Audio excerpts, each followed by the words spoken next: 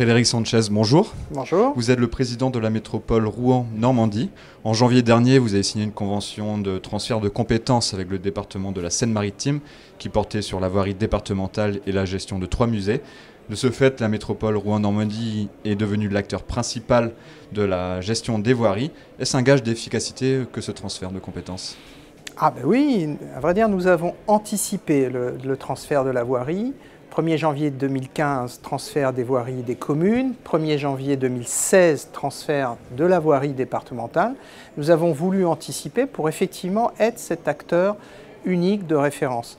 Efficacité à 2 niveaux, efficacité dans évidemment la commande publique, en constituant un pot commun regroupant les anciens budgets communaux et le budget ancien du département. Ce pot commun, évidemment, permet de faire davantage, puisque les marchés que nous passons sont plus efficaces économiquement que lorsqu'ils étaient dispersés. Et puis, efficacité de toute façon dans l'action publique. Nous sommes à un moment où les chantiers de voirie très utiles aux entreprises de travaux publics, mais très utiles aussi à nos concitoyens, allaient connaître de fortes diminutions du fait des problématiques budgétaires des communes et des départements. La métropole sanctuarise, à vrai dire, cette commande sur notre territoire. C'est près de 50 millions d'euros que nous continuons à mobiliser sur ces sujets jusque dans les années qui viennent. Et ce transfert de compétences va-t-il se poursuivre cette année ? Alors, s'agissant du département, la loi NOTRe, de toute façon, nous oblige à aller plus loin. Comme beaucoup d'autres métropoles de France, nous avons travaillé sur 2 sujets complémentaires. Le sujet dans le cadre de des compétences sociales, de la prévention spécialisée et le fonds d'aide aux jeunes.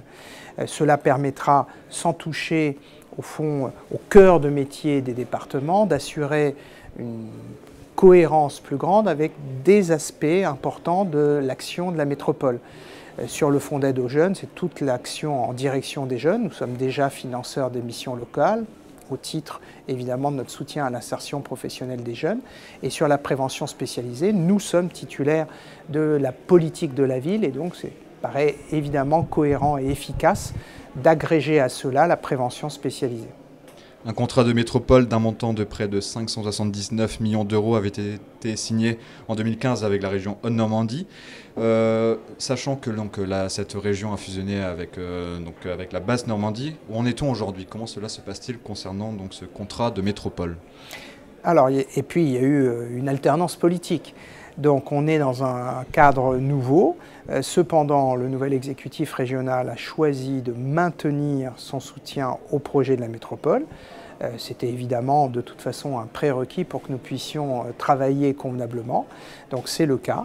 Et l'ensemble des projets est maintenu et pour beaucoup d'entre eux sont de toute façon en phase opérationnelle.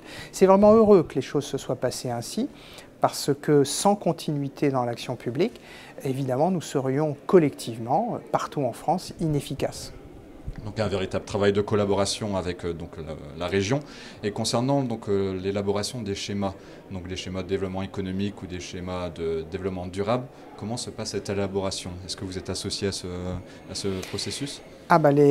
Les métropoles sont associées, plus qu'associées, puisque nous devrons nous aussi voter le schéma dans nos propres assemblées. Donc nous sommes dans un processus de co-construction qui est un processus exigeant parce qu'il doit être rapide.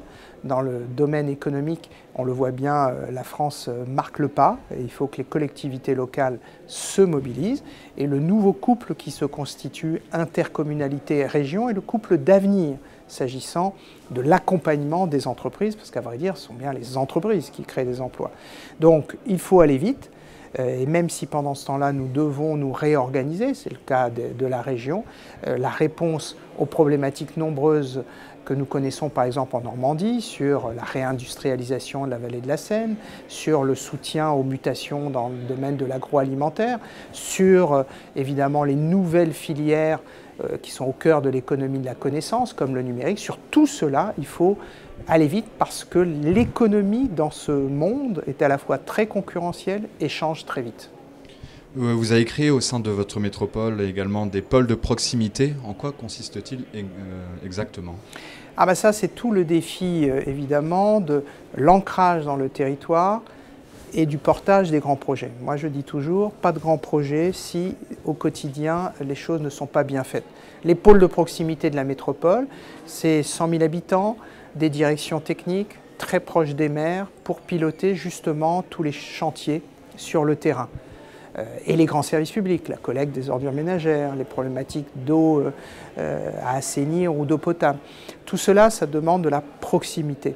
Et il faut que ça fonctionne bien. Les pôles de proximité sont gouvernés par des conférences locales des maires qui prennent les décisions, fixent les priorités et font avancer sur le terrain la métropole. Merci Frédéric Sanchez. Merci à vous.